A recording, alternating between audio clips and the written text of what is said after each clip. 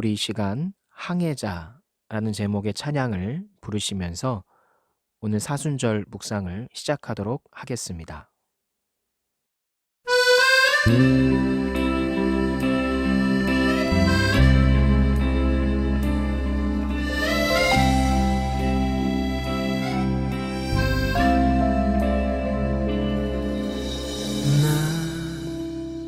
비로소 이제 깊고 넓은 바다 간다. 두려움에 떨고 있는 내 손을 주는 결코 놓치지 않으셨다. 나 비로소 이제 폭풍우를 뚫고 간다. 비바람에 흔들리는 나약한 나를 잡아주시는 그분은 나의 주님. 주 나를 놓지 마소서. 이 깊고 넓은 바다에 홀로 내 삶의 항해의 끝이 되시는 주님이시여.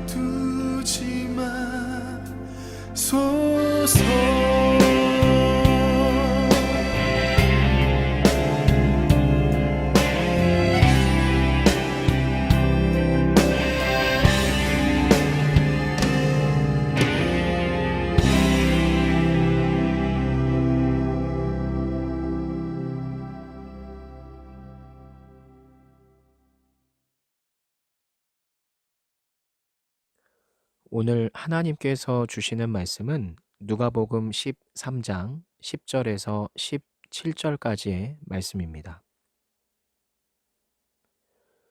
예수께서 안식일의 한 회당에서 가르치실 때 18회 동안이나 귀신 들려 앓으며 꼬부라져 조금도 펴지 못하는 한 여자가 있더라. 예수께서 보시고 불러 이르시되 여자여 내가 내 병에서 놓였다 하시고 안수하시니 여자가 곧 펴고 하나님께 영광을 돌리는지라. 회당장이 예수께서 안식일에 병 고치시는 것을 분내어 무리에게 이르되 일할 날이 엿새가 있으니 그동안에 와서 고침을 받을 것이요 안식일에는 하지 말 것이니라 하거늘 주께서 대답하여 이르시되 외식하는 자들아 너희가 각각 안식일에 자기의 소나 나귀를 외양간에서 풀어내어 이끌고 가서 물을 먹이지 아니하느냐. 그러면 18회 동안 사탄에게 매임바 된 이 아브라함의 딸을 안식일에 이 매임에서 푸는 것이 합당하지 아니하냐. 예수께서 이 말씀을 하심에 모든 반대하는 자들은 부끄러워하고 온 무리는 그가 하시는 모든 영광스러운 일을 기뻐하니라. 아멘. 오늘은 안식일에 치유 사역을 하신 예수님이라는 제목의 말씀을 나누고자 합니다. 넬슨 만델라는 반 아파르테이드, 즉 흑인 해방 운동을 한 이유로 27년 6개월의 감옥살이를 합니다. 그가 석방된 뒤 남아프리카 공화국의 대통령이 되었을 때 가장 먼저 한 일은 흑인들을 학살하고 자신을 감옥에서 27년 넘게 살게 한 사람들에게 복수한 것이 아니라 그들을 등용해서 진실과 화해 위원회를 설립하여 많은 사람들을 자유케 했습니다. 인생의 품격은 무엇을 위해 어떻게 사느냐에 따라 달라지는 겁니다.